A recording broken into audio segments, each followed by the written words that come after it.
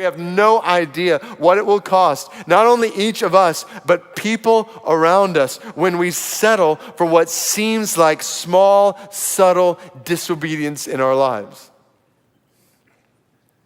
Just think about the examples we've mentioned. Slavery, lack of civil rights, racism was and still is extremely costly to generations of people. Materialism, the idolatry of money, the love of more possessions while ignoring the poor is extremely costly. Sexual immorality doesn't just cost you, it costs your spouse, or future spouse, it costs your kids, your family. Looking at that sight, that image doesn't just affect you.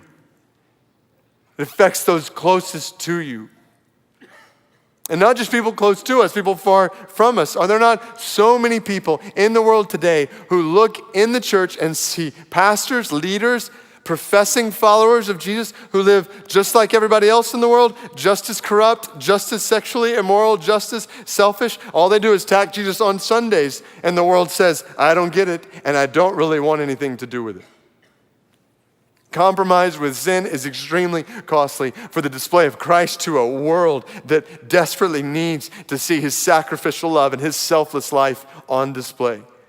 Don't underestimate the cost of what seems like small, subtle sin. The Bible is filled with stories like this. We will read them. We've actually already read them. Lot's wife in Genesis 19, she simply, subtly glances back, right? When she's been told by God not to do so, all of a sudden, she's dead.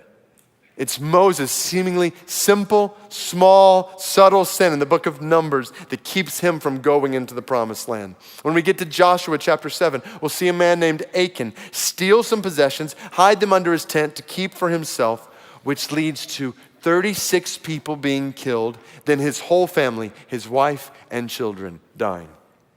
Joshua 7 is a potent picture of how your sin inevitably affects not only your physical family, but also your spiritual family. Your sin, my sin, our sin affects people in our home, people in our church. We can keep going on and on. King David's simple, subtle glance on a rooftop one day leads to death and destruction across the entire kingdom he led. Oh God, open our eyes to the cost of compromise in our lives. Ladies and gentlemen, don't believe it. I urge you, don't believe it. Don't believe the lie that your sin only affects you.